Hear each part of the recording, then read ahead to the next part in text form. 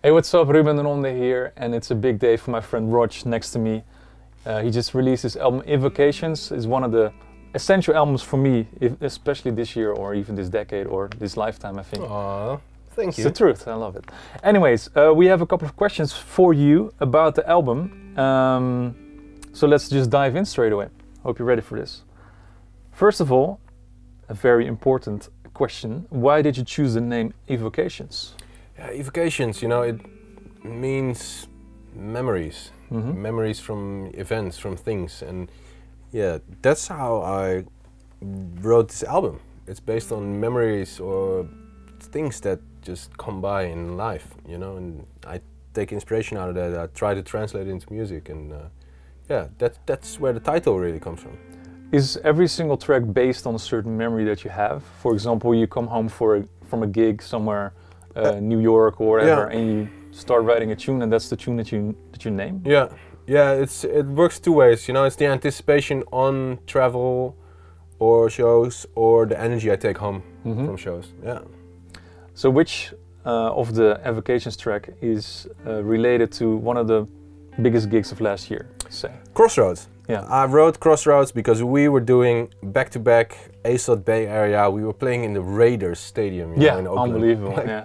Crazy venue. And so I was totally in this, like, okay, I need something big because it's a big venue, you know. And yeah, that's how Crossroads came, with the build-up from going really slow to really fast, and then some trance leads and stuff. So yeah. There's no better way to explain it, I think. Yeah, when I think about that gig for State of Trance 900 over there in Oakland, I have to think of that track straight away. So that's my evocation, I guess. I guess, yeah, I guess that worked out well. Good times. Which track of the album was the most difficult to finish? Those last 10% of a record, man. Which one was the most of a pain in the ass? Yeah, maybe it was Crossroads as well. That took me the longest. Why did it take so long? It was just fine tuning. You know, it's a track that has like drop elements that are quite dry. Just a few elements playing over there. So yeah, it just needs a lot of tweaking to get just those few elements spot on, so they do their job well. Yeah. Is it because of the genre also that you had to? That it took longer time or less long to make a track? I can imagine that something like Follow Me takes like a way longer time to produce than an instrumental track, for example.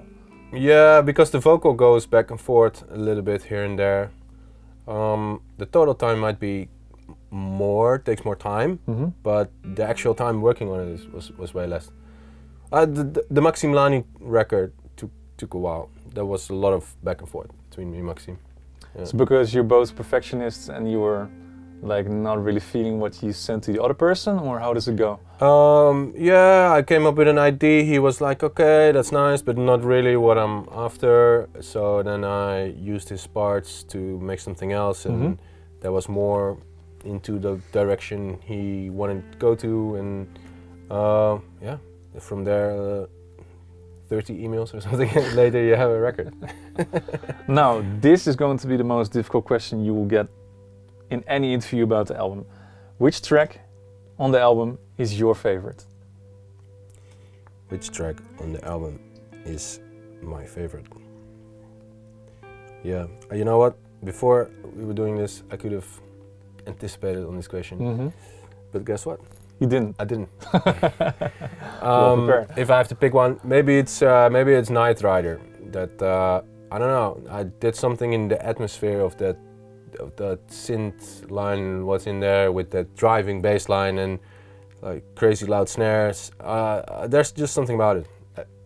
Every time I play it, I'm like, oh, after I didn't hear it for a while, I'm like, did I make this? It's like that worked out quite well. Yeah. Next one, essential also for producers out here. What food did you eat while making this album? What food did you eat most while making this album?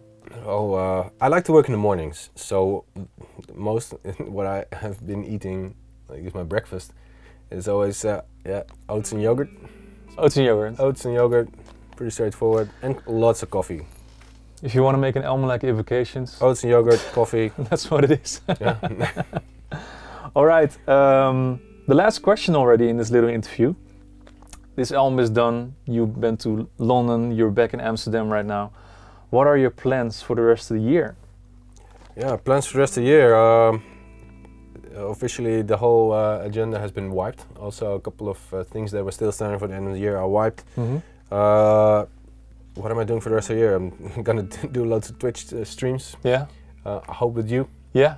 We did a 24-hour stream. Why not? I'm not gonna talk you into another one because it was super heavy, but I'm sure you'll be up for some more cool stuff we could pull on stream. It's been really difficult during this pandemic to get myself into a good flow of making music. For the rest of the year, I hope to get back into the flow of making music. You know, like this album is based on the inspiration I did while traveling, while being on tour, while doing shows. That has not been there for over half a year right now, and I find it super difficult to get back into my flow and groove with that. So that's I hope to get back into that. That's my plan for the rest. But of in the year. meantime, you are how do you say it? You're helping out a lot of producers as well with Rodg Factor, for example. Yeah. So you don't get the flow yourself, but you're still influencing a lot of people in the meantime, right? For people that don't know what Rodg Factor is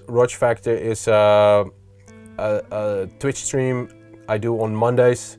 I listen to demos and I give a little feedback. And it's kind of based on X Factor with green and red crosses I give on parts of the track. And also people in the chat can have a vote in what do they like the track, green or red, do they don't.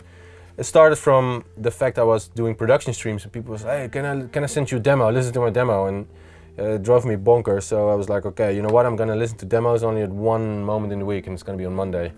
And yeah, that's where it comes from. So yeah, I have the feeling during the pandemic a lot of people are at home trying to get themselves into music. I have a bunch of courses out, how to get started with Ableton Live, but also a little bit more advanced courses. A lot of people just would like a little motivation or a little bit of feedback. And that's where Rodg Factor comes in, and I really enjoy doing that. Yeah. Rodg Factor every Monday, twitch.tv/RodgMusic. Hey, that's it already for this little interview. Make sure to check out the album Evocations. It's fantastic. You're gonna love it. I'm not saying that because he's my friend. It's really true. Yeah, you do. So make sure to check it out.